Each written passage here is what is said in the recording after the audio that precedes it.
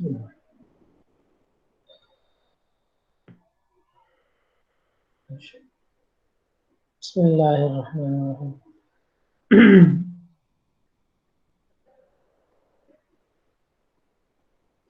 बेटा linear regression, ठीक है,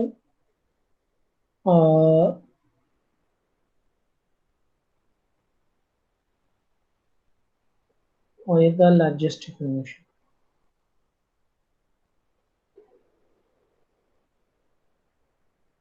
लॉजिस्टिक रिग्रेशन को सिग्माइड फंक्शन भी कहते हैं, ठीक है, लॉजिस्टिक को सिग्माइड भी कहते हैं, ठीक है।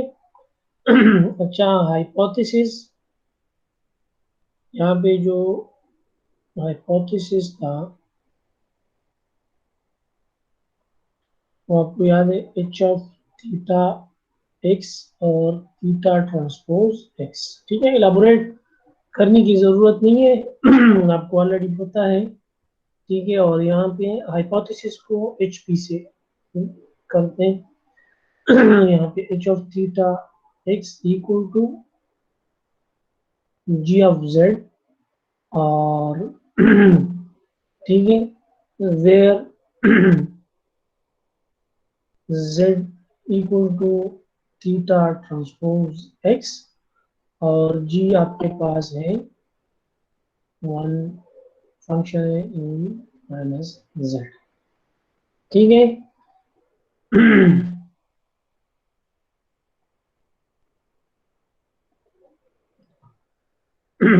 अयास प्रेजेंटेशन को क्लिक नहीं करना, ठीक है, प्रेजेंट को आपने क्लिक नहीं करना। अच्छा, ये आपका हाइपोथेसिस हुआ, और इसको एक्टिवेशन फंक्शन भी कहते हैं। तो कास्ट फंक्शन आपका क्या था, G of theta equal to 1/2m I run from 1 to m h of theta x I minus y I whole square. Same यहाँ पे ना, G of theta H of cost function यहाँ पे minus Y log H of theta X, और आपको change करते हैं, ठीक है।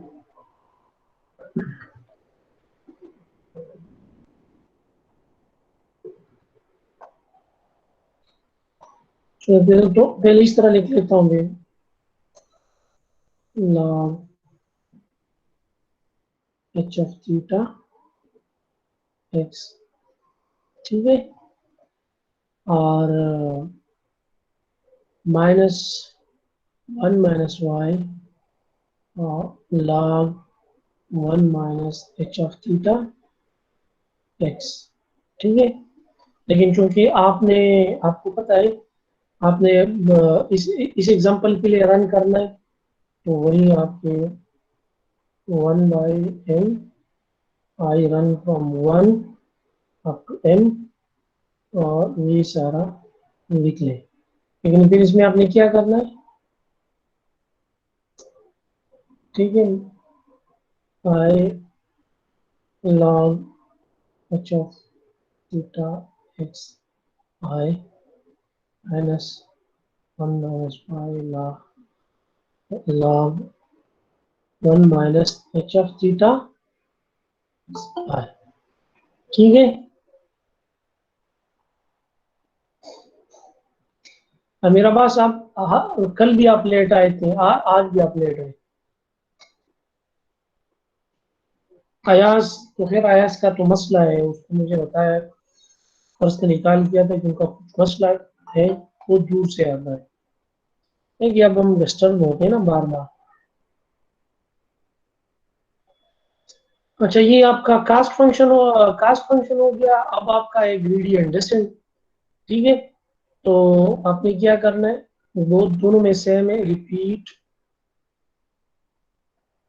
रिपीट until convergence, अच्छा मुझे ये बताए कि ये रिपीट अंटिल कन्वर्जेंस जो है, ये जो हमने लीनियर रिग्रेशन और लॉजिस्टिक रिग्रेशन देखा, तो ये आ, इसको जब हम इम्प्लीमेंट करते हैं तो किस फॉर्म में इम्प्लीमेंट करते हैं?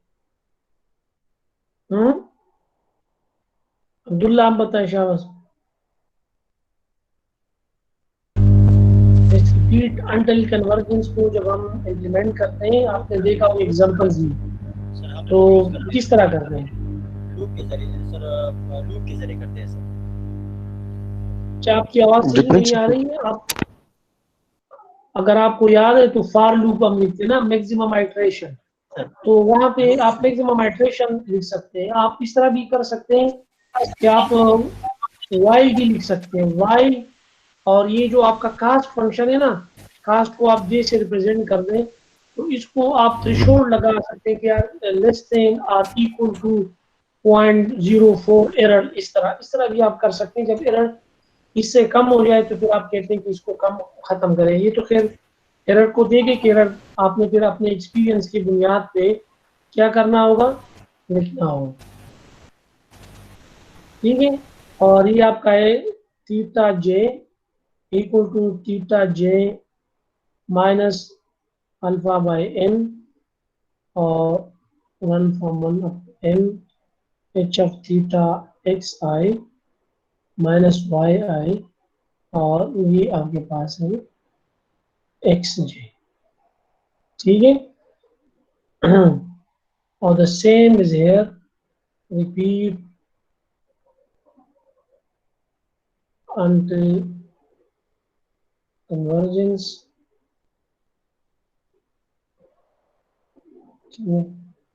theta j equal to theta j minus alpha by n. I start from 1 up to n, और h of theta x I minus y I। ठीक है, और ये आपका x j। ठीक है, अच्छा, अब मैंने आपको कहा था कि डिफरेंस कहाँ पे है? डिफरेंस यहाँ पे। ठीक है, इसका बहुत ही हाइपोथेसिस आपके पास बराबर है इसका। ठीक है, कलर को मैं थोड़ा सा चेंज करता हूँ, तो ये आपका अगर आप देखें तो यहाँ पे जो हाइपोथेसिस है वो बराबर है इसका। ठीक है, और यहाँ पे जो हाइपोथेसिस है वो बराबर है आपके पास इसका। ठीक है, तो ये डिफरेंस है इसमें।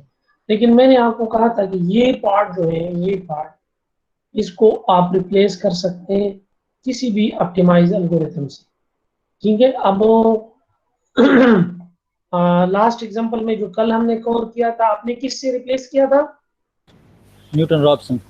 न्यूटन मेथड से। ठीक है, न्यूटन ऑप्शन, ये आपके पास ग्रेडियंट डेसेंट है ना, this is a gradient descent. ठीक है,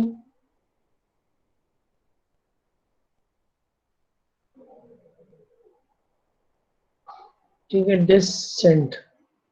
ठीक है, तो ये आपका ग्रेडियंट डेसेंट है, और आपने यूज किया था न्यूटन मेथड को।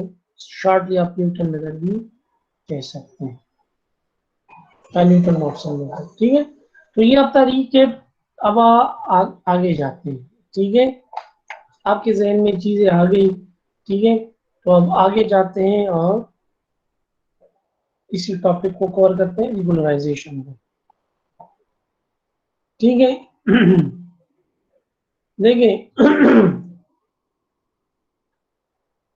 तीन आपके पास दो सूरतें ऐसी हैं जो आपके लिए अनएक्सेप्टेबल है। एक को कहते हैं हम अंडर फिटिंग। ठीक है, एक को हम कहते हैं, देखें, आम डेली लाइफ में भी आप देखते हैं कि एक बंदा है, अगर वो ओवर स्मार्ट है तब भी वो अपने आप को बहुत ज्यादा नुकसान पहुंचाता है। अगर कोई बंदा अंडर स्मार्ट है तब भी वो नुकसान पहुंचाता है। एक है stack overflow, stack under flow. ठीक है, तो ये अंडर फ्लो या ओवरफ्लो, ठीक है, ओवर फिटिंग, अंडर फिटिंग, ये चीजें मैं आपको अभी in terms of machine learning में इसको आज एक्सप्लेन करेंगे, और इसका सोल्यूशन भी मैं आपको बताऊंगा कि इसका क्या सोल्यूशन है। ठीक है, तो एक आपके पास है अंडर फिटिंग, इसको हम कहते हैं अंडर फिटिंग। और एक आपके पास से ओवर फिटिंग। क्या है आपके पास? Over fitting. अंडर फिटिंग में आपने देखा था कि आपके पास फीचर्स जो है वो बहुत ज्यादा कम है, ठीक है। और मतलब नंबर ऑफ फीचर्स बहुत ज्यादा कम है। जब आप लाइन कहते हैं तो सिंपल लीनियर लाइन बन जाता है इस तरह। लीनियर, ये तो मैंने थोड़ा सा टेढ़ा किया, लेकिन बिल्कुल सीधा सा लाइन बन जाता है, या इस तरह का कोई लाइन बन जाता है, ठीक है। तो आपके लिए सही प्रोटेक्शन नहीं करना, ठीक है। एक ये होता है कि आपके पास नंबर ऑफ फीचर्स बहुत ज्यादा होते हैं, और आपका जो एल्गोरिथम है वो बिल्कुल फाइन ट्यून हो जाता है, बिल्कुल इसी तरह फाइन ट्यून हो जाता है,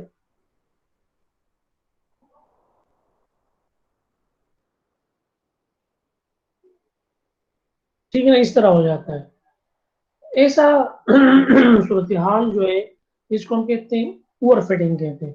ओवर फिटिंग में ये होता है, अगर जिस एग्जांपल्स पे लेट्स सपोज आपके पास यहाँ पे 1000 एग्जांपल्स थे, उस एग्जांपल्स पे आपने मशीन ट्रेन किया, जिस तरह हमने लास्ट एग्जांपल में एक हमारे पास स्टूडेंट एज और हाइट था, ठीक है। और जो लास्ट एग्जांपल था जो हमने न्यूटन मेथड्स पे किया, जिसमें आपके पास दो स्कोर होते हैं, और उसके आपके पास 80 एग्जांपल्स थे। 40 आपके पास पास के थे और 40 आपके पास फेल के थे, और आपके पास जो लेबल्ड थे, ठीक है। तो आ, उन लेट सपोज आपके पास इस तरह 1000 एग्जांपल है, और फीचर्स आपके पास बहुत ज्यादा है। यहाँ पे है तो खैर फीचर आपके पास 4 है, लेकिन लेट सपोज 100 फीचर्स है, 200 फीचर है, तो आपका जो कर्व है वो इंतहाई फाइन ट्यूनिंग होगा, फाइन ट्यून होगा, ठीक है। और इस एग्जांपल में से ये जो जिस एग्जांपल पे आपने ट्रेन किया है, इस एग्जांपल में से अगर आप कोई भी एग्जांपल उठाते उस पर टेस्ट करते तो आपको 100% एक्यूरेट रिजल्ट देता है। लेकिन अगर आप एक ऐसा एग्जांपल लेके आता है जो इस 1000 एग्जांपल में नहीं है, तो फिर ये प्रोडक्शन में आपके लिए प्रॉब्लम करता है, ठीक है। तो मतलब कि ट्रेनिंग जिस पे आपने ट्रेन किया उस पर तो सही रिजल्ट देता है, लेकिन अगर आप बाहर से कोई अदर एग्जांपल लेके आते हैं तो फिर उस पर एरर देता है, या बस उसकी जो एक्यूरेसी होती है वो 80% 70% तक होती है, जो आपके लिए एक्सेप्टेबल नहीं है या मौजू नहीं है, ठीक है।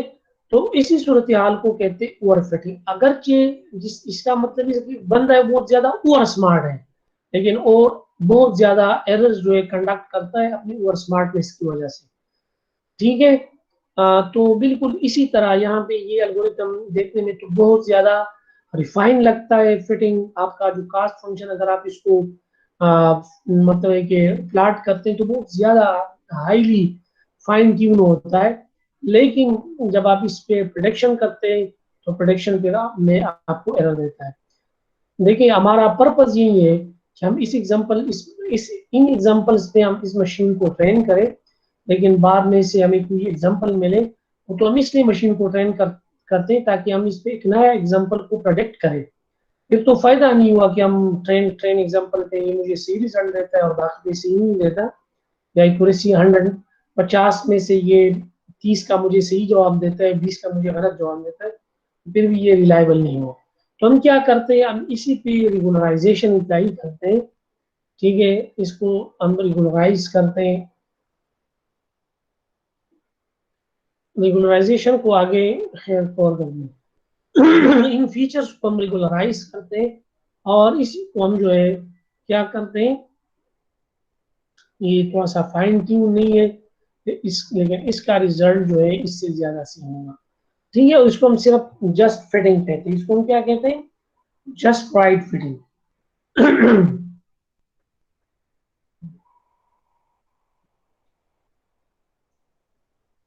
इसको हम क्या क्या कहते हैं, जस्ट राइट फिटिंग, ठीक है। यहाँ पे अगर आप इस डिस्क्रिप्शन को पढ़ें तो ओवर फिटिंग में हम कहते हैं we have too many features the learn hypothesis may fit the training set very well. जिस तरह मैंने कहा कि 1000 एग्जांपल में से अगर आप उठाए तो it fit very well, but fail to generalize to new example, predict price of new example. और हमारा तो मकसद इनके मशीन को ट्रेन करने का तो मकसद ये होता है कि आप इसको इस पे आप न्यू एग्जांपल को क्या करें, ट्रेन करें। ये देख ले, ये भी आपके पास जो है अंडर फिट है। मैं आप सिंपल इस तरह का एक लाइन खींचते हैं, बिल्कुल इस तरह एक सिंपल लाइन खींचते हैं इस तरह, ठीक है, इसको कहते हैं अंडर फिट। और आप इस तरह का एक लाइन खींचते हैं, जस्ट राइट फिटिंग है। और आप यहाँ पे इस तरह का खींचते हैं, देखिए इस तरह का लाइन खींचते हैं सबको, मतलब आप यहाँ पे इस तरह अलग अलग करते हैं।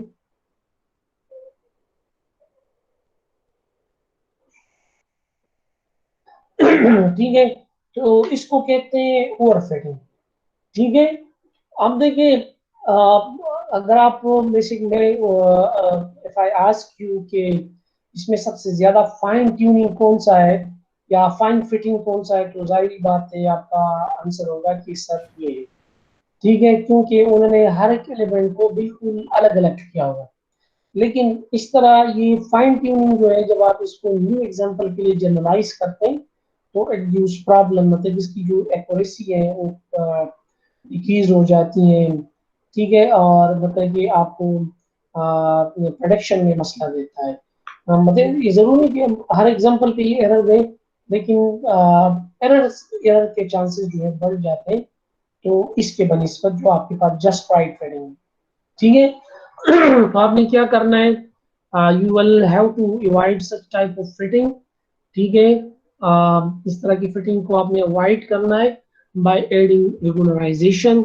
ठीक है, या आर बाय एडिंग रेगुलराइजेशन। ठीक है, तो हम क्या कहते हैं कि हमने रेगुलराइजेशन अप्लाई किया और हमने इसको इस तरह फाइन फिटिंग से जस्ट राइट फिटिंग में चेंज किया। और आपने रेगुलराइजेशन भी इस तरह भी अप्लाई नहीं करना कि आप उसको अंडर फिटिंग में चेंज कर लें। ठीक है, तो जब आप रेगुलराइजेशन अप्लाई करते हैं फिर आपने देखना होता है कि मैंने रेगुलराइजेशन किस तरह अप्लाई करना है, किस हद तक मैंने अप्लाई करना है। अच्छा, मतलब है कि रेगुलराइजेशन है क्या चीज, अभी तक आप लोगों ने एक क्वेश्चन नहीं किया, तो मैं खुद कर लेता हूँ कि व्हाट इज रेगुलराइजेशन। ठीक है, रेगुलराइजेशन क्या करता है, it regularize each feature of the hypothesis. ठीक है, या सही बात है, हाइपोथेसिस आपका कास्ट फंक्शन में भी यूज होता है, और आपके ग्रेडियंट डिसेंट में या एनी ऑप्टिमाइजेशन एल्गोरिथम में यूज होते हैं सारे वो जो वेट्स हैं। तो आपने क्या करना है, आपने हर वेट को रेगुलराइज करना है, उसको रिड्यूस करना है। ठीक है, ताकि हर वेट जो है कुछ ना कुछ कंट्रीब्यूट करे। ठीक है, तो जब आप हर वेट को उसको रेगुलराइज करते हैं अप टू सम लेवल। ठीक है, और बहुत ज्यादा भी आपने नहीं करना रेगुलराइज करना, ऐसा ना हो कि आप इतना रेगुलराइज करें कि वो क्या होता है कि वो सारे फीचर जो हैं वो इक्वल टू जीरो होंगे। हाँ, एक बात आपने हमेशा याद रखना है कि रेगुलराइजेशन जो है वो थीटा जीरो पे अप्लाई नहीं होता, वो थीटा वन पे, थीटा टू से यहाँ से यहाँ से क्योंकि दिस इज द बाइस टर्म। ठीक है, तो बाइस टर्म पे अप्लाई नहीं होता वो एक्चुअल फीचर्स हैं उस पे अप्लाई होते हैं। ठीक है, तो अब अगर आप रेगुलराइजेशन अप्लाई करते हैं तो आपने इन फीचर्स को, इनका जो वेट है, इन वेट को आपने क्या करना है, रिड्यूस करना है। ठीक है, तो आपने एहतियात करना है कि इन फीचर्स को आप इतना भी रिड्यूस ना करें कि ये बिल्कुल behave like this algorithm under fitting, ताकि ये सारे फीचर इतने you can say that you equalize this feature equal to zero. ठीक है, तो it will behave like in it will behave like just like under fitting. ठीक है, तो आपने इसको अंडर फिटिंग तक नहीं लेके आना। ठीक है, तो आपने एक नॉर्मल अंदाज में आपने इसको अप्लाई करना है। Question arise what could be that suitable way or the proper value of the regularization term। ठीक है, तो ये रिसर्चर्स ने आपको बताया है, और आगे इंशाल्लाह स्लाइड में आगे राइट, अभी 2-3 स्लाइड आगे इंशाल्लाह आएंगे। ये देख लें, ये लेट्स सपोज सर एक आपके क्वेश्चन है। पास जी जी। सर ये ओवर फिटिंग और अंडर फिटिंग, सर ये किस चीज की शाख है मतलब? किस चीज की शाख है? यस मतलब सर, किस ये चीज की? लॉजिस्टिक देखिए लॉजिस्टिक रिग्रेशन के कुछ। देखिए जी सर। मैंने आपको कहा, देखिए मैंने आपको कहा कि लेट सपोज आपके पास नंबर ऑफ फीचर्स बहुत ज्यादा बनते हैं, ठीक है। इस एग्जांपल से, ये एग्जांपल पढ़े आपको, फिर ये एग्जांपल पढ़ते हैं, इससे आपको समझ में आ जाएगा। रेगुलराइजेशन ठीक है। यूज होता है dimensionality. This is not a dimensionality reduction, इसमें डायमेंशन डिक्रीज नहीं होते। ये क्या करता है, ये आपके जो फीचर्स हैं उनके वेट को कम कर देता है। क्योंकि अगर देखिए यहाँ पे देखिए, पहले आपके पास दो feature, size of the house था, उसको हम कहते हैं अंडर फिटिंग, और ये अभी आपके पास 100 फीचर्स है, यानी size of the house, number of bedroom, number of floor, age of house, average income in neighbourhood, kitchen size, ठीक है, एटसेट्रा, नंबर ऑफ वॉशरूम, ठीक है, साइज ऑफ वॉशरूम, मतलब वॉशरूम के अंदर कितनी फैसिलिटीज है, लाउंज है नहीं है, टीवी लाउंज, ठीक है। तो ये सारी चीजें, तो लेट सपोज हम इज्यूम करते हैं कि इतने आपके पास ज्यादा फीचर हैं, तो आपके पास जो यहाँ पे जो फिटिंग होती है, कर्व फिटिंग होती है, वो बिल्कुल इस तरह, लेट सपोज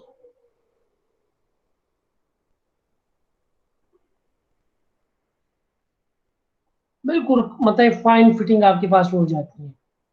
फिटिंग आपको पता है ना क्या होता है, जब आप, ये क्या है, ये फिटिंग आपके पास, वही आपके पास जो हाइपोथेसिस है, जब आप उसको बाद में प्लाट कर लेते हैं, ठीक है, जिस पे आप प्रिडिक्शन करते हैं, ठीक है। तो अब ये जो आपके पास फाइन फिटिंग है, ये अगर आप, जिस लेट सपोज आपने इन 100 एग्जाम्पल पे आपने इसको ट्रेन किया हुआ है, तो अगर इस 100 एग्जाम्पल में से कोई एग्जाम्पल आप उठाते हैं और इस हाइपोथेसिस पे टेस्ट करते हैं, तो उसका प्रोडिक्शन 100% ट्रू होगा, ठीक है। लेकिन अगर आप इसको जर्नलाइज करते हैं और आप कोई भी एग्जाम्पल उठाते हैं जो इसमें से नहीं है, 100 एग्जाम्पल में से, तो फिर ये प्रोडक्शन में एरर देता है, ठीक है। तो इस चीज को टैकल करने के लिए हम क्या यूज करते हैं, रेगुलराइजेशन यूज करते हैं। रेगुलराइजेशन इज अ प्रोसेस, ठीक है। तो फिर हम क्या करते हैं, रेगुलराइजेशन यूज करते हैं, ठीक है। और रेगुलराइजेशन क्या करता है, लेट्स सपोज ये आपके पास ये हाइपोथेसिस है, इस तरह सिंपल हाइपोथेसिस हम लिख लेते हैं, theta 0 x 0 plus theta 1 x 1 plus theta 2 x 2 up to theta 100 x 100, ठीक है। हम क्या करते हैं, हम इन फीचर्स की वेट को रिड्यूस करते हैं, कम कर देते हैं। इन फीचर की वेट्स को क्या करते हैं, रिड्यूस करते हैं। Now each and every feature participate but with reduce weight, ठीक है ना। रिड्यूस वेट के साथ वो क्या करता है, पार्टिसिपेट करता है। लेक्चर लेक्चर लेक्चर, ठीक है। तो इस तरह देखिए, अब ये किस तरह करते हैं, ये अगले स्लाइड में आ रहा है। तो हमने क्या करना है, हमने इस फाइन, जब हम रिकॉग्नाइजेशन अप्लाई करते हैं, तो ये जो फाइन फिटिंग होता है, इसको हम इस तरह चेंज करते हैं। मैं आपको, ये देखिए फिर इस तरह बन जाता है,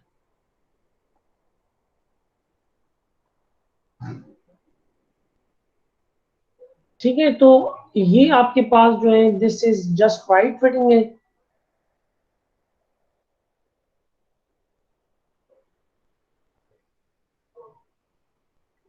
और ये आपके पास जो है,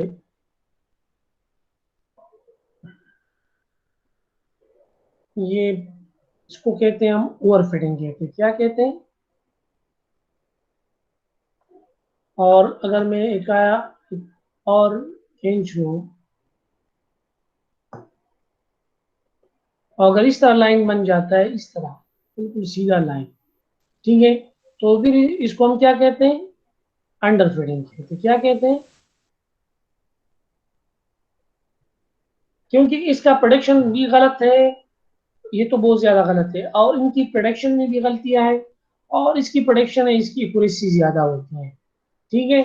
अब हम किस तरह अप्लाई करते हैं, ठीक है, ये अगले स्लाइड्स में आ रहा है। अच्छा, देखिए इस ओवरफिटिंग को हम दो तरीकों से एड्रेस कर सकते हैं। या रिड्यूस नंबर ऑफ फीचर, जिसको हम कहते हैं डायमेंशनलिटी रिडक्शन। इसको क्या कहते हैं? Reduce number of feature means dimensionality reduction. इसमें से आप कुछ फीचर्स हटा दें। क्या करते हैं आप? कुछ फीचर हटा देते हैं। इसके लिए बहुत सारे टेक्निक यूज होते हैं। एक टेक्निक का नाम है पीसीए, प्रिंसिपल कंपोनेंट एनालिसिस। यानी फीचर्स को आप इस तरह करते हैं और एक उसमें से एक लाइन गुजार देते हैं। ठीक है, जो लाइन प्रिंसिपल कंपोनेंट में से गुजर जाता है, आप उन्हीं लाइन को ले लेते हैं, उन कंपोनेंट्स को ले लेते हैं। बाकी कंपोनेंट्स को आप क्या करते हैं? रिमूव करते हैं। तो इसको इसमें इसलिए कि लेट्स सपोज अगर आपके पास 100 फीचर हैं, तो आप रिड्यूस करते हैं, लेट्स सपोज 70 में रिड्यूस करते हैं, 60 में रिड्यूस करते हैं। तो इसलिए इसको कहते हैं डायमेंशनलिटी रिडक्शन। क्या कहते हैं? Dimensionality reduction. यानी आप जो वेक्टर है, फीचर वेक्टर साइज है, उसको रिड्यूस करते हैं। रिडक्शन यानी फीचर वेक्टर साइज को आप रिड्यूस करते हैं। फीचर वेक्टर साइज, ये आपने देखा होगा आपके पास जो ये यहाँ पे this is x0, x1 and x2, और आपके पास ट्रेनिंग एग्जांपल आते हैं। तो इसी एक को हम फीचर वेक्टर कहते हैं। इसको हम क्या कहते हैं? ये आपके पास फीचर वेक्टर होता है।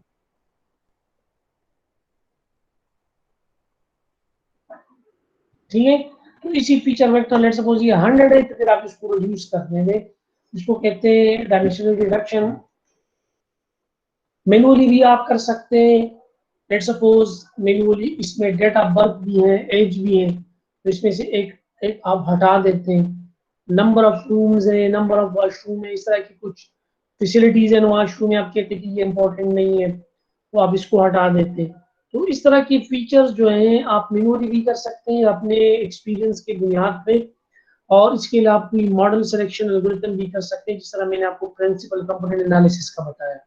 इसके अलावा डीप लर्निंग में भी इसके बहुत सारे ऑटो इनकोडर वगैरह जो है वो यूज होते हैं। ठीक है, इसके फीचर्स वेक्टर की डायमेंशनलिटी रिडक्शन के लिए। दूसरा है रेगुलराइजेशन, और इसी रेगुलराइजेशन को हम इस लेक्चर में इंशाल्लाह कवर करेंगे। Keep all the features but reduce magnitude values of parameter theta G. सारे फीचर्स को रखें, लेकिन उसका मैग्नीट्यूड क्या करें? रिड्यूस करें, इसका वेट को रिड्यूस करें।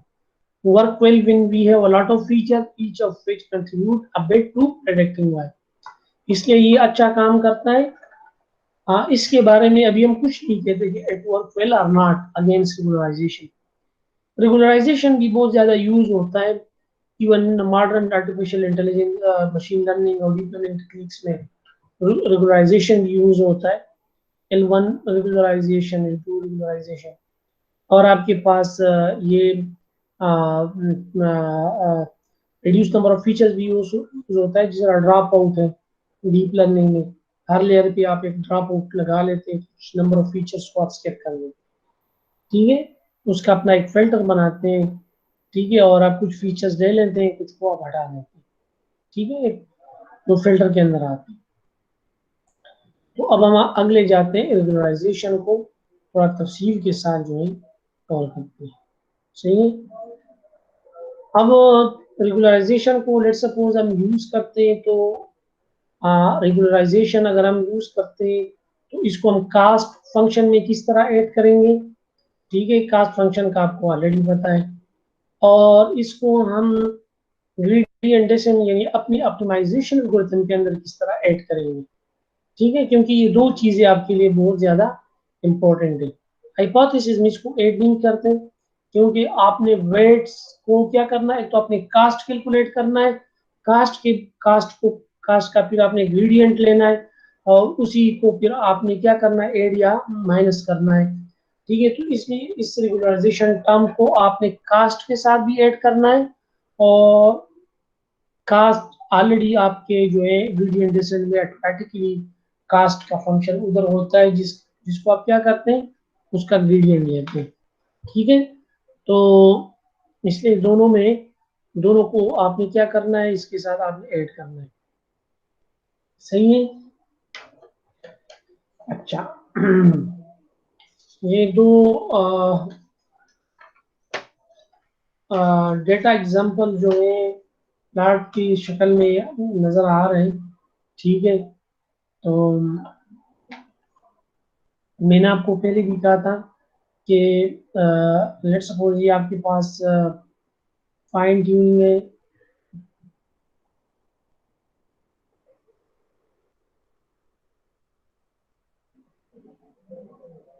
लेट सपोज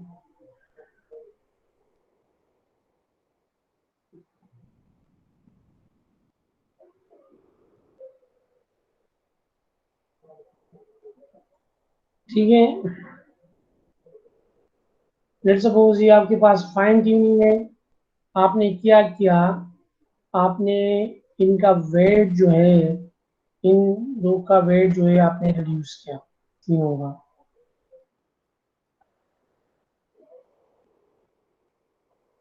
लेट सपोज आपने क्या किया, आपने इनका वेट जो है रिड्यूस किया। ठीक है, तो आपने क्या किया, इसको आपने जस्ट राइट फिटिंग में चेंज किया। अगर लेट सपोज आप इसको कंप्लीटली, आप इसको बहुत ज्यादा मतलब बहुत ज्यादा इसको कम कर देते, इनको बिल्कुल अगर आप हटा देते, ठीक है, इनको भी हटा देते, तो फिर ये आपके पास क्या बन जाता है, जस्ट अंडर फिटिंग बन जाता है।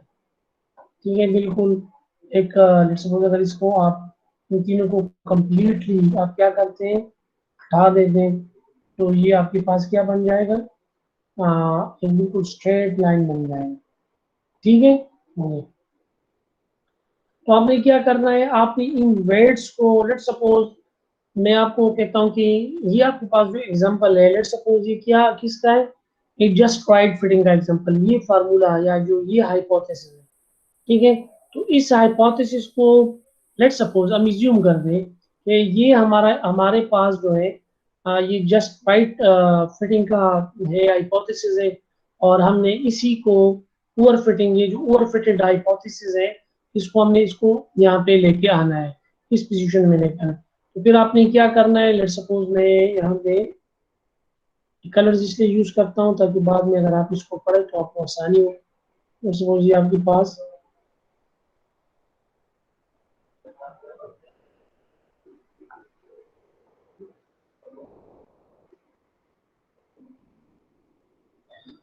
तो अगर इनमें से आप ये दो फीचर देखें, यहाँ पे देखिए, अगर इनमें से आप ये दो फीचर की वेट को बहुत ज्यादा स्मॉल कर देते हैं, ठीक है, जो आप इस तरह कह सकते हैं कि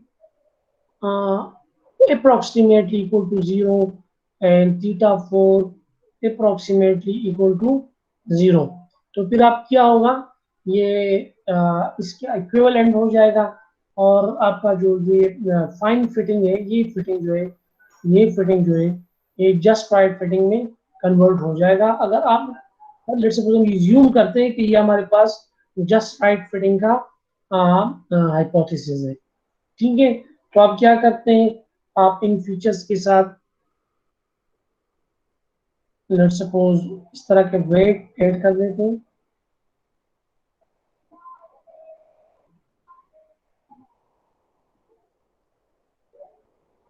ये रेगुलराइजेशन टर्म है, ये जो मैंने ऐड किया ना, दिस इज रेगुलराइजेशन।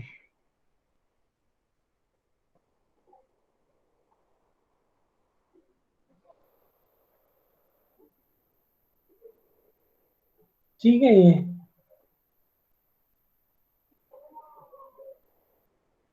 हमने we reduce this rate by multiplying this by this.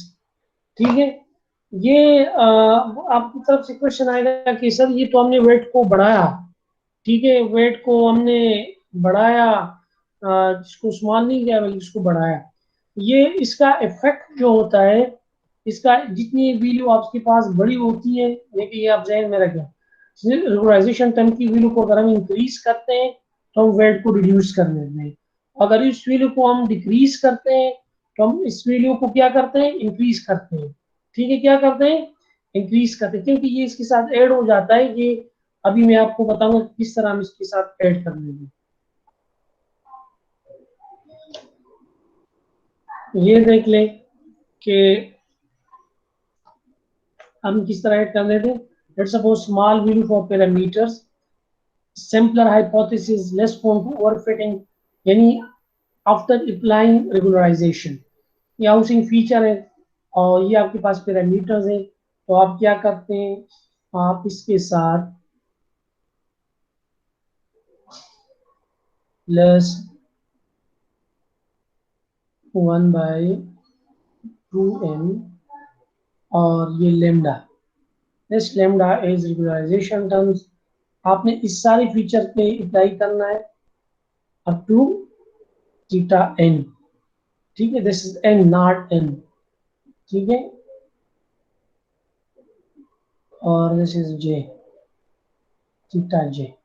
ठीक है, तो इस पे आपने ये रेगुलराइजेशन टर्म इसके साथ आपने अप्लाई करना है, not for theta zero. Theta zero इसमें इंक्लूड नहीं है। ठीक है ना, तो इसलिए अगर आप इस वेट को बहुत ज्यादा कर देते हैं तो ये सारे थीटा जो है आपके पास इस तरह, मैं आपको यहाँ पे ग्राफ, अगर आपको याद है, अगर ये हाइपोथेसिस, लेट्स सपोज ये आपके पास हाइपोथेसिस है, इसमें theta zero x zero plus theta one x one up to theta 100 x 100। ठीक है, अगर इन सबको आप बहुत ज्यादा इस्तेमाल कर देंगे, ठीक है, बहुत ज्यादा, ठीक है, तो ये सारे जीरो के बराबर हो जाते हैं। तो ऑटोमेटिकली आपके पास जो आपका हाइपोथेसिस है सिंपल ये रहेगा, थीटा जीरो एक्स, सिंपल ये रह जाएगा जो अंडर फिटिंग है। और इसका लाइन भी अजीब सा होता है, अगर ये थीटा आपके पास वन है, ये तो एक्स तो हमेशा आपके पास वन होगा ना, अगर ये थीटा भी आपके पास वन हो जाता है या 0.5 हो जाता है वट, तो आपके पास इस तरह का लाइन बनेगा। ठीक है, जो बिल्कुल कंप्लीटली जो है आपके लिए, आपको मिसगाइड करेगा और आपको उसकी एक्यूरेसी भी बहुत कम होगी, बल्कि जीरो के आप कह सकते हैं कि 10% भी नहीं होगी। ठीक है, प्रोडक्शन में बहुत ज्यादा एरर होगा। ठीक है, तो आपने इस वेलो को इतना नहीं बढ़ाना, इसको बहुत टू लार्ज रखना है और ना इसको टू स्मॉल रखना है। अगर इसको आप बहुत ज्यादा टू स्मॉल रखोगे, ये तो in case of very too large. ठीक है, और अगर इसको हम बहुत ज्यादा टू स्मॉल रखेंगे तो अगेन आपके पास वही ओवर फिटिंग बन जाएगा, क्योंकि फिर उसका कोई कोई हैसियत नहीं होगी। आपने इस अंदाज में अगर बहुत ज्यादा इसको आपने इस्तेमाल किया तो इसका इफेक्ट नहीं होगा फिर। ठीक है, फिर तो वही ओवर फिटिंग रहेगा आपके पास। तो इसलिए इसकी सिलेक्शन में, अच्छा ये आपने, this is a regularization term, ये आपने ऐड किया। अगर इससे हम ये 1/2m कॉमन ले लेते हैं, ठीक है, तो ये आपके पास बन जाएगा m, ठीक है, और h of theta x i minus Y I, ठीक है, और square plus lambda j from 1 up to n और थीटा j। ठीक है, तो ये आपके पास बन जाएगा, आपका कास्ट फंक्शन जो है ये आपके पास इस तरह बन जाएगा। सही है, तो फिर बार बार वही सेम कॉन्सेप्ट जो है, ये अगर आपके पास सिंपल यहाँ ये है, तो ये आपके पास वही इस तरह मैंने कहा था। ठीक है, इस तरह मैंने कहा था। ठीक है, ये आपके पास क्या है, फाइन फिटिंग है या ओवर फिटिंग है। फाइन फिटिंग आप इसको ना कहें ओवर फिटिंग कहें, क्यों, क्योंकि फाइन फिटिंग अच्छा भी हो सकता है। और जब आप इसके साथ ये रिवाइजेशन टर्म ऐड करते हैं, ये टर्म ऐड करते हैं, तो फिर ये लाइन आपके पास बन जाता है। ठीक है, और ये रेगुलराइजेशन टर्म है। अब हमने रेगुलराइजेशन टर्म को यहाँ पे हमने ऐड किया। नेक्स्ट बार ये how to add at in gradient descent. अब इंग्रेडिएंट डिसेंट में इसको किस तरह हमने ऐड करना है, सही है। अच्छा अच्छा, ये थोड़ा सा पढ़े, कुछ चीजें हैं इसको पढ़े, शाबाश। देखिए, इन regularization and regularized linear regression we choose theta to minimize what if lambda is set to an extremely large value, perhaps for too large for a problem, say lambda equal to 10 raised to the power 10. Algorithm work fine setting lambda to be very large cannot hurt. Algorithm fail to eliminate overfitting. Algorithm result in underfitting. TA fail to fit even training data as well. Read and descent will fail to converge. Simple बात नहीं।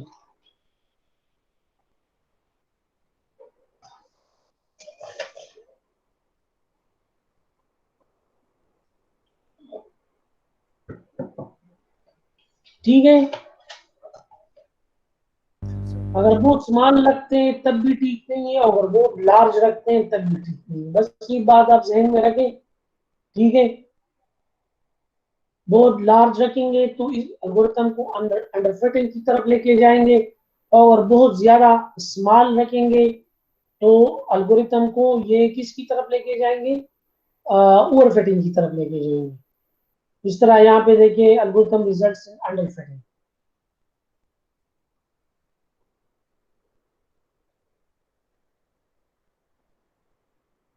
ये वही underfitting की बात करते हैं, अगर बहुत ज्यादा लार्ज रखते हैं, ठीक है, तो ये सारे जो है, मैंने आपको कहा, ये सारी feature almost equal to zero हो जाएंगे, ठीक है।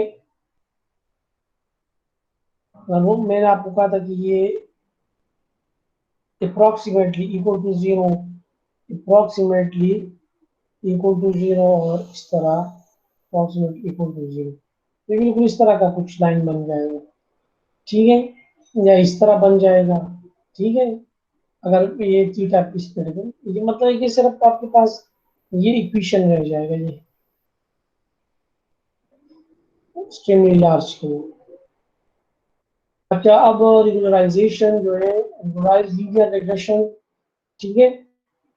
अब आपका जो लीनियर रिग्रेशन है उसका जो आप कास्ट फंक्शन में तो आपने ऐड करनी है, ठीक है। कास्ट फंक्शन में ऐड हो गया, अभी आपने किस में ऐड करना है, आम, आ, आ, इसके साथ आपने ऐड करना है अपने ग्रेडियंट डिसेंट के अंदर आपने ऐड करना है। जब ग्रेडियंट डिसेंट के अंदर आपने ऐड करना है, चलो ये यहाँ पे हमारे पास स्पेस है, अगर आप इस पे डिफरेंशियल अप्लाई करते हैं, अगर हम इस पे लेट्स सपोज डिफरेंशियल अप्लाई करते हैं with respect to let's suppose theta zero करते हैं, थीटा सॉरी थीटा जीरो तो नहीं होगा ना, थीटा वन,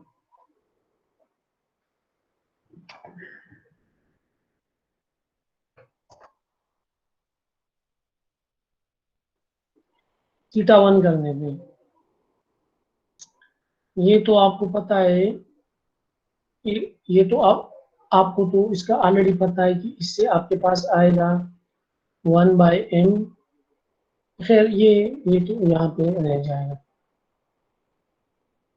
2 इसके साथ खत्म हो जाएगा। ये तो आपको ऑलरेडी पता है कि इससे आपके पास आएगा h of theta x i minus y i और x1। ये तो आपको इससे देखिए, देखिए क्योंकि ये आपके पास इसी तरह है, अगर आप इसको इलाबोरेट करें, ठीक है, तो अगर आप इसको इलाबोरेट करें तो ये आपके पास है लैम्डा को, अब अगर आप बाहर रखें सिर्फ इसको, तो ये theta one plus theta two plus theta three up to theta n. जब इस पे आप with respect to one apply करते हैं तो ये बाकी क्या हो जाएंगे, बाकी सारे जीरो हो जाएंगे और सिर्फ आपके पास ये थीटा वन रह जाएंगे, तो ये आपके पास लैम्डा थीटा वन रह जाएगा, ठीक है। ये आप जहन में रखें। अब ये देखिए, लेमडा मल्टीप्लाइड बाई थीटा 1। इसलिए जब आप इसको जनरलाइज करते हैं थीटा 2, तो ये theta 2 up to lambda theta n। तो इसलिए इसको हम यूजुअली इस तरह लिखते हैं, इस इक्वेशन के साथ जब हम इसको ऐड करते हैं हम कहते हैं लेमडा थीटा j। ठीक है, सबको ले लेंगे। ठीक है, अब इसको जब आपने इस पे ग्रेडियंट डिस्टेंस मतलब आपने डिफरेंशियल अप्लाई किया, बिल्कुल यहाँ पे आ जाए। ठीक है, हर एक के साथ है। ठीक है, तो किस तरह अब इसको करेंगे ये देखें। लेट्स सपोज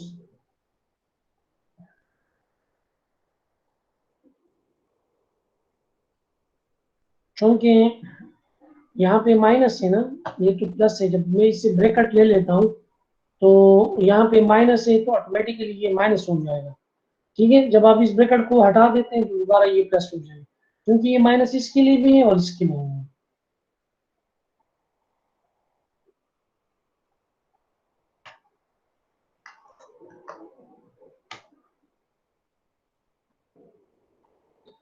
या उस तरह करते हैं ताकि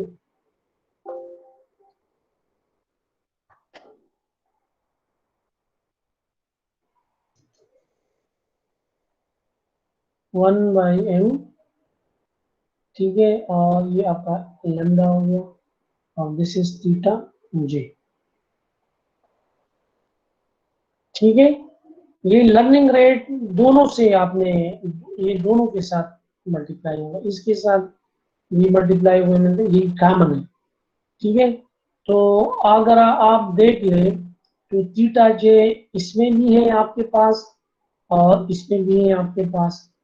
ठीक है, और अगर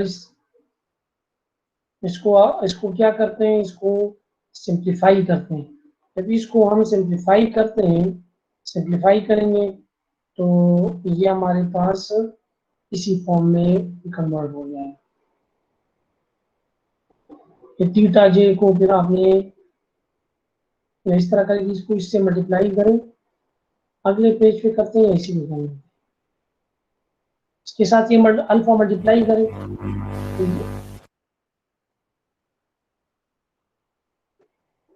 और यहाँ भी मल्टीप्लाई करें।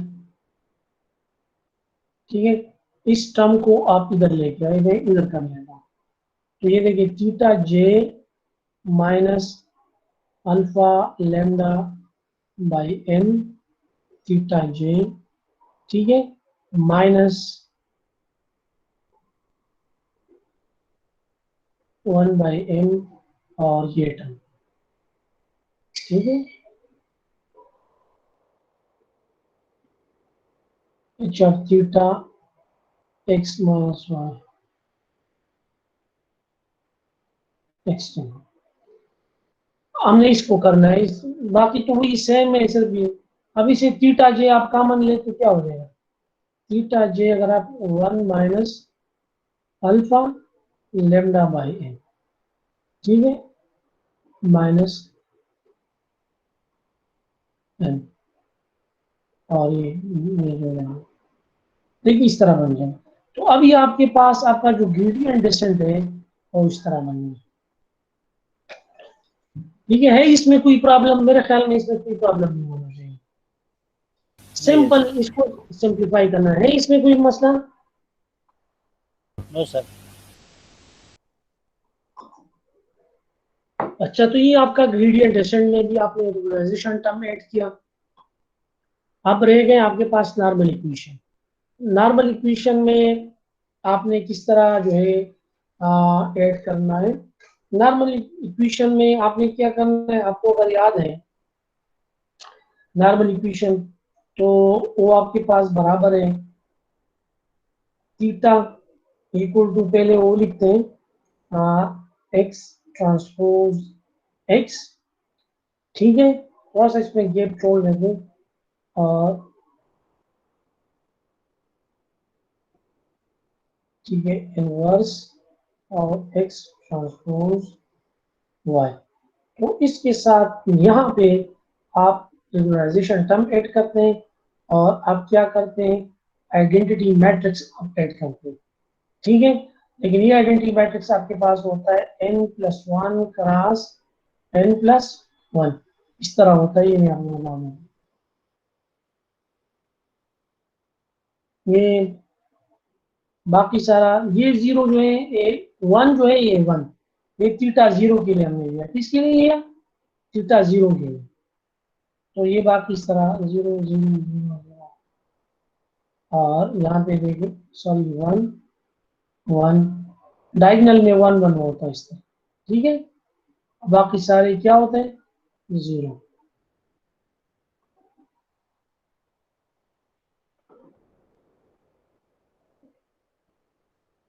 ठीक है इस तरह। तो ये डायगोनल में आपके पास ये जो है,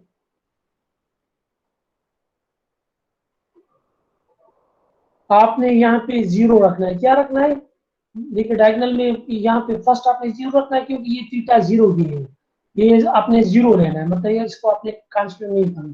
तो जीरो रखे, बाकी को आप क्या करें? वन करें। तो आपके पास और इसका साइज होगा n+1 क्रॉस n+1,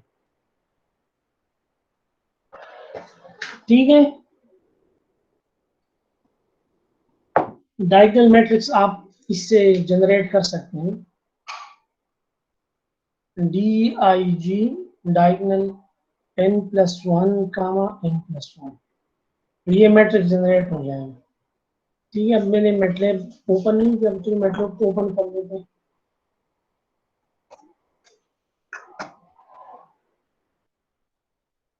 सॉरी,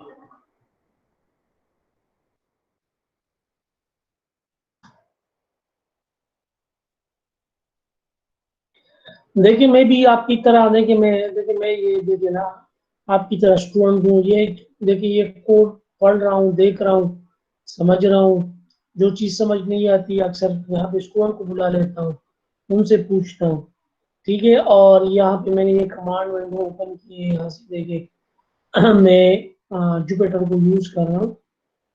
ये देखिए ये जुपिटर का एनवायरनमेंट है। ये देखिए अभी ये एरर मैं सर्च कर देख रहा था, इसको, इसी एरर को मैं ट्रबल शूट कर रहा था, जो क्लास का टाइम स्टार्ट हुआ, ठीक है। मुझे भी इस तरह के एरर आते हैं, मैं भी इसको रिमूव करता हूँ, खुद करता हूँ, खुद समझ, जो मतलब बात चीज़ें आपने स्टूडेंट से पूछ लेता हूँ, ठीक है ना। कि अल्हम्दुलिल्लाह अभी तक जितने एरर आए तो सॉल्व किए। कुछ ना कुछ ऐसे एरर आ जाते हैं, या टाइम कम होता है, या मैं ये सोचता हूँ चलो इनको पता है तो ये मेरा टाइम बच जाएगा।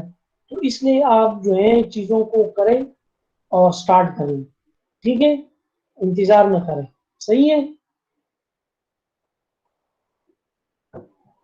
समझ आ रही है आपको मैं क्या कह रहा जी हूँ? सर।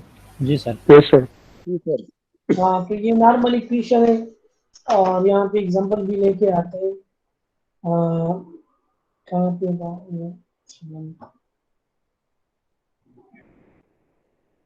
रिगुलराइजेशन,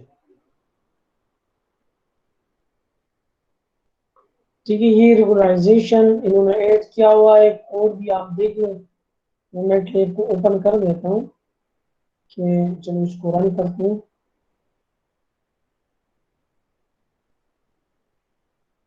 ताकि ये डायरेक्टली चेंज हो जाती है यहाँ से।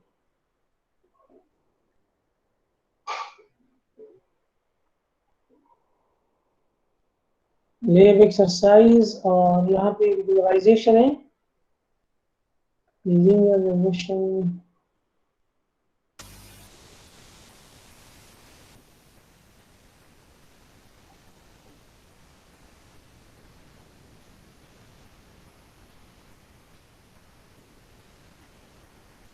अच्छा खैर इतना बड़ा मसला नहीं है। आप मैं फिर यहाँ से भी देखता हूँ,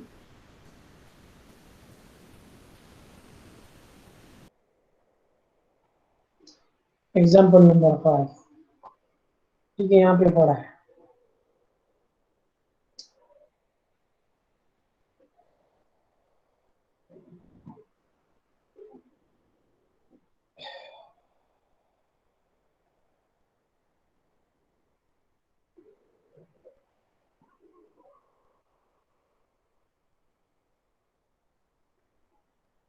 बाकी तो डेट फाइल ये फाइल है, बाकी फीचर्स नहीं है।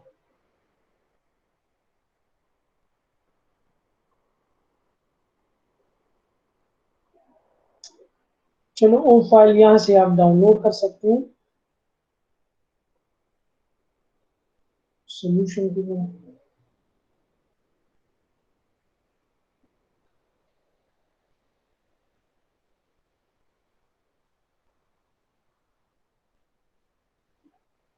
देखिए ये M file implementation of regularized linear regression is here and another file m file logistic regression is here।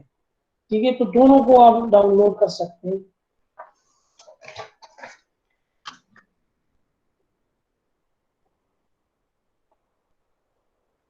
इसको यहाँ से कॉपी करें यहाँ में,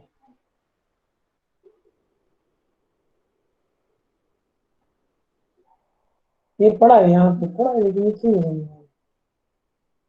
चलो इसके अंदर कॉपी करें और ये दूसरा 5 लेने। हाँ,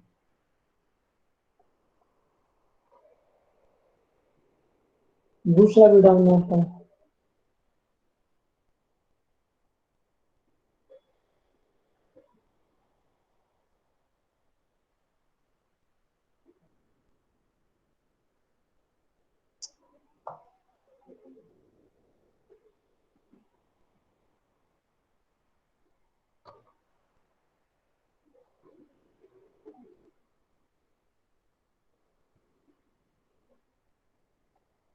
ठीक है, इन दोनों फाइल को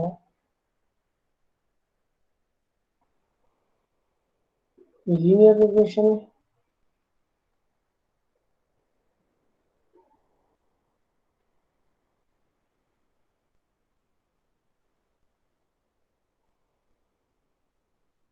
लॉजिस्टिक रिग्रेशन यहाँ पे देख ले।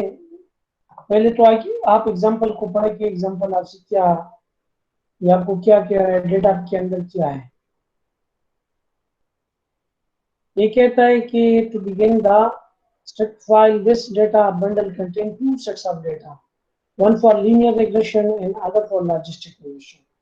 It also include a helper function named map feature that will be used for logistic regression. Make sure that this function m file is placed in the same working directory where you plan to write your code. तो ये तीनों file हमने एक directory के अंदर डाले हैं। यहाँ पे आपको फीचर मैप भी है, ये लॉजिस्टिक रिग्रेशन के लिए है, लीनियर रिग्रेशन। ठीक है, प्लॉट द डेटा, प्लॉट क्या है, लोड द डेटा फाइल और इसमें these corresponding to the x and y variable that you will start. Notice this, the input x is a single feature you can plot। ठीक है, ये 2 dimension single feature है इसके अंदर। ठीक है, और फिर इन्होंने किस में पॉलिनॉमियल अप्रोच को यूज किया हुआ है, किस अप्रोच को यूज किया है उन्होंने, पॉलिनॉमियल अप्रोच को यूज करके उन्होंने डेटा को ऑगमेंट किया हुआ। याद है आपको ना, मैंने आपको कहा था अगर आपके पास फीचर्स कम है तो आप पॉलिनॉमियल अप्रोच को यूज करके इसको ऑगमेंट कर सकते हैं। तो फिर इन्होंने खुद ऑगमेंट किया हुआ है और फिर उन्होंने उस फीचर को रेगुलराइज भी किया हुआ है। ठीक है, रेगुलराइजेशन का टर्म है, यह आसान एग्जांपल है। देखिए ये नॉर्मल इक्वेशन के लिए उन्होंने किया हुआ है और ये सब कोड के अंदर मौजूद है। देखिए यहाँ पे लेमडा 0 है, यानी वैल्यू आपके पास 0, तो दिस इज फाइन फिटिंग, यानी कि लेमडा अगर आप बहुत कम रखते हैं तब भी कोई फायदा नहीं है, फिर तो कुछ नहीं होगा ना। देखिए लेमडा अगर आप 0 रखते हैं तो ये रेगुलराइजेशन टर्म 0 हो जाएगा, एट इक्वल टू 0 मतलब यू एड नथिंग। ठीक है, तो आपने 0 किया तो वही असर रहा, कुछ असर नहीं हुआ। आपने 1 रखा तो देखिए यहाँ पे थोड़ा सा अच्छा बन गया। ठीक है, और आपने बहुत ज्यादा किया तो बिल्कुल अंडर फिटिंग की तरफ चलाएंगे। ठीक है, इसको इस कोड को आप रन कर ले, ये फिर लॉजिस्टिक रिग्रेशन के लिए। ठीक है, देख ले यहाँ पे हाई फिटिंग है, डिसीजन बाउंड्री को आप देखते हैं हर एक के पास दिया हुआ है। देखिए ये कर्व इसके लिए, इस इंस्टेंस के लिए। फिर आपने डिसीजन बाउंड्री को देखे, ये देखिए कितना अच्छा है। और ये भी है, ये अंडर फिटिंग एक देख लें। अब इसको पढ़े, अब मैं इस तरह नहीं कह सकता कि इसमें अंडर फिटिंग, ये लेमडा 10 है और ये लेमडा 1 है। तो अगर इसको देख ले तो उन्होंने बाउंड्री से ही बाउंड्री है, लेकिन यहाँ पे उन्होंने ये एग्जांपल्स बहुत ज्यादा गियर रखे हैं, यहाँ पे कुछ अंडर फिटिंग है। ठीक है, और आप यहाँ पे मैटलैब से भी आप देख लें कि कहाँ पे, देखिए मैंने आपको कहा पॉलिनोमियल अप्रोच को यूज किया हुआ है। ठीक है, ये आपने डेटा लोड किया, ये लॉजिस्टिक रिग्रेशन है, पहले इसको दे दिया इन्होंने। यहाँ पे आप देखें, ये अगर आप देख ले तो ये पॉलिनोमियल अप्रोच है, x square x cube x four and x five. और ये तो ये लेमडा देखिए, लेमडा ये नॉर्मल इक्वेशन के लिए है। क्योंकि 6 फीचर है तो इसलिए ये देख ले 1 2 3 4 5, और ये 6 जो है किसके लिए है, एक्स जीरो के लिए। फिर आपने उसको L1 को अपने जीरो के बराबर करना है। ठीक है, देखिए ये मैं थोड़ा सा यहाँ पे रन कर देता हूँ तो आपको अब नजर आ जाएगा।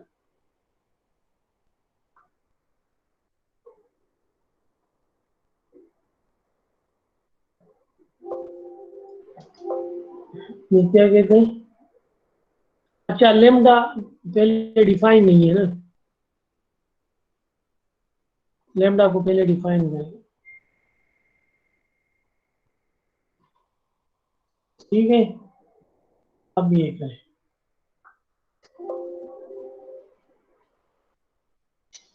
ना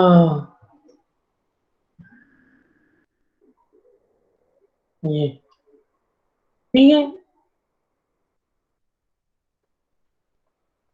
lambda zero lambda multiplied by lambda, इन्होंने ये गलत किया हुआ है, सिर्फ ये कर लें।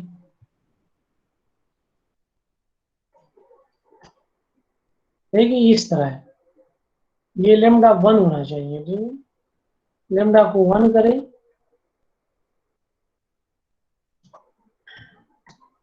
ठीक है, अब आप ये फार्मूला ठीक है। ठीक है, अब क्या करें, अब ये इक्वल टू 0,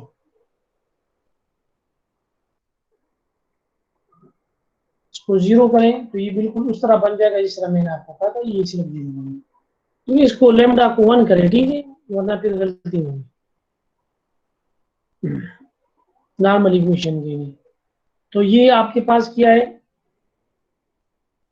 देखिए this is regularization, this is normal equation. इन्होंने सिर्फ नॉर्मल इक्वेशन के लिए किया हुआ है, और दूसरा रेगुलराइजेशन उन्होंने इंप्लीमेंट नहीं किया। और कौन करेगा ये रेगुलराइजेशन टर्म, जो है मैं इंशाल्लाह आपको असाइनमेंट भी दूंगा, और चलो ये वही मैं आपको असाइनमेंट में दूंगा ताकि आप इसी को लीनियर रिग्रेशन जो ग्रेडियंट डिसेंट है, नॉट नॉर्मल इक्वेशन, आप उस तरह इंप्लीमेंट करके देखिए कि क्या है। ठीक है, उन्हें सिर्फ नॉर्मल इक्वेशन से किया हुआ है, बाकी आपने खुद करना है। ये लॉजिस्टिक रिग्रेशन है, लॉजिस्टिक रिग्रेशन देख लें। चलो उन्होंने लॉजिस्टिक रिग्रेशन में ऑलरेडी किया हुआ है, कास्ट फंक्शन को ये देखें, ये आपका कास्ट फंक्शन है वही आपको, लेकिन और ये आपका वही रेगुलराइजेशन टर्म इन्होंने ऐड किया हुआ है। ठीक है, 2 से इन्होंने स्टार्ट लिया हुआ है, 2 से इसलिए स्टार्ट लिया है, मैंने आपको कि थीटा 0 इसमें काउंट नहीं होगा। मैटलैब में हम कहाँ से स्टार्ट लेते हैं, इंडेक्स 1 से स्टार्ट लेते हैं, तो इसलिए उन्होंने 2 से लिया। बाकी वही काम है, कुछ इसके अंदर इस तरह का है नहीं, मतलब कि डिफरेंट नहीं है। और ये आपका वही हेसियन मैट्रिक्स, हेसियन मैट्रिक्स के साथ उन्हें रिलेशन टर्म यहाँ पे ऐड किया हुआ है, दिस इज लैम्डा। ठीक है, अच्छा इसको कोड को बस पढ़े देख लें, जहाँ पे आपको कोड को अंडरस्टैंड करें, इसी लेवल पे आपको कोड को अंडरस्टैंड करना चाहिए, इसमें कोई मसला नहीं होना चाहिए। ठीक है, अब आते हैं लेक्चर की तरफ। ये आपका है नॉर्मल इक्वेशन, ठीक है, जिस तरह मैंने आपको बताया, और उसके अंदर भी मौजूद है, लीनियर रिग्रेशन के अंदर भी मौजूद है। ठीक है, लॉजिस्टिक रिग्रेशन में भी इस तरह ऐड करते हैं, रेगुलराइजेशन टर्म ऐड करते हैं, यहाँ पे ऐड करते हैं, मैं आपको अभी भी लिख के देता हूँ।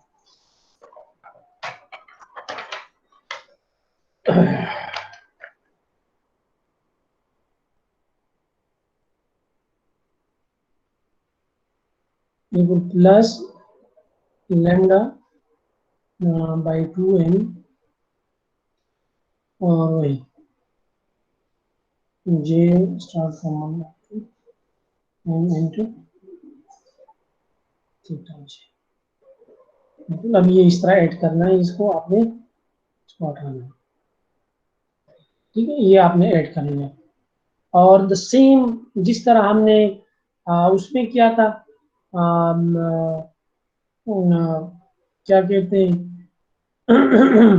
ग्रेडियंट डेस्टेंट में किया था। तो ग्रेडियंट डेस्टेंट में आपने बिल्कुल यहाँ इस तरह ऐड करना है। इस तरह मैंने आपको कहा था कि यहाँ से माइनस लैम्डा बाई n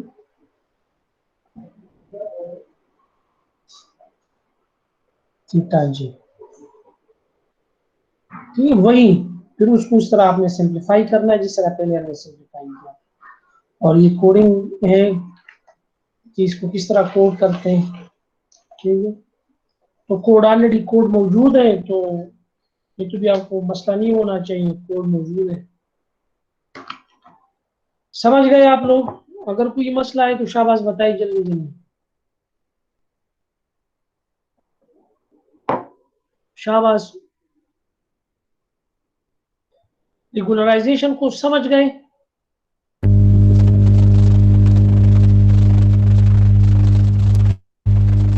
ये अब्दुल्ला आपने कुछ ऑन तो नहीं किया है, इसके साथ आवाज आ रही है? नहीं सर, मैंने तो अभी ऑन किया सर। मैं नहीं सुन रहा आपकी आवाज को।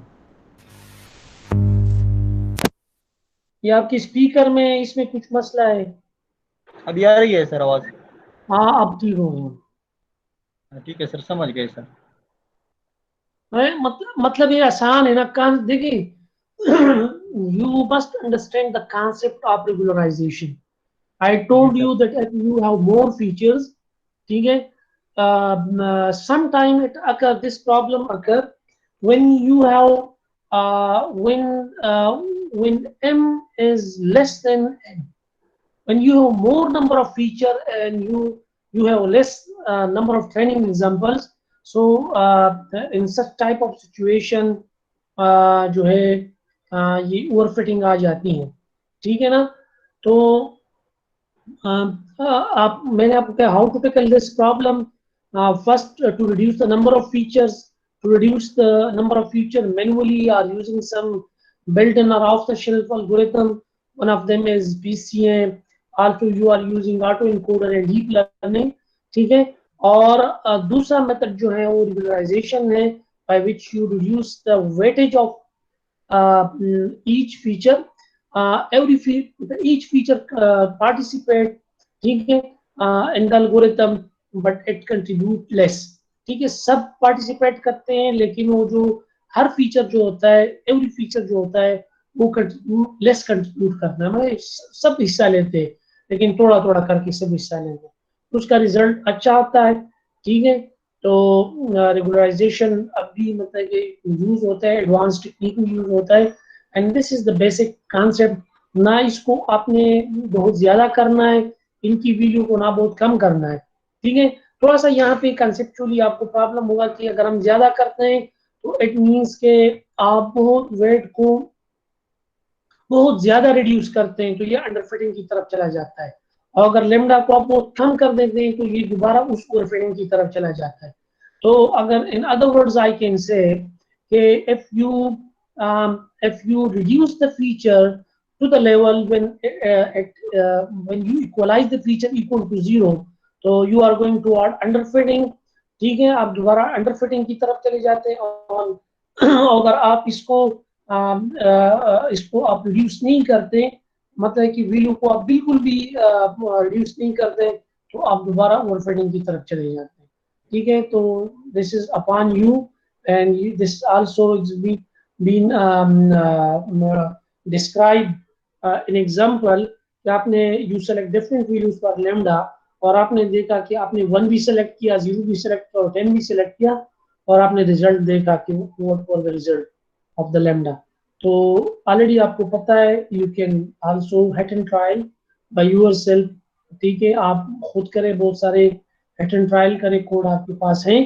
दूसरी बात है जो लीनियर रिग्रेशन का है, उसमें आप ग्रेडियंट डेसेंट को और कास्ट फंक्शन को खुद इंप्लीमेंट करें, और उसके साथ जो है लैम्डा को या रिगुलराइजेशन टर्म को आप ऐड कर लें, लैम्डा नहीं बल्कि रिगुलराइजेशन टर्म, सर इसको इसके लिए ओवरऑल एज क्या सर जी इसके लिए कोई प्री डिफाइंड वैल्यू नहीं है सर, जिस तरह हमने अल्फा के लिए रहता उधर ग्रेडियंट डेसेंट एल्गोरिथम में सर रिसर्चर्स ने देखिए, डिफाइन। ये मेरे ख्याल में क्यों नहीं होगा, लेकिन ये मेरे ख्याल में, मेरा जो अपना एक्सपीरियंस है, मैं यही कहूँगा आपको कि ये आपके प्रॉब्लम पे डिपेंड करेगा, कि क्या मतलब कि वहां पे आप देख लिया, आप 1 दे दे, 2 दे दे, 0 दे दे, ठीक है, 0 से स्टार्ट ले ले, और आप अपने एल्गोरिथम की परफॉर्मेंस को, कास्ट फंक्शन को आप इवेलुएट कर ले, तो automatically it will lead you toward a suitable name.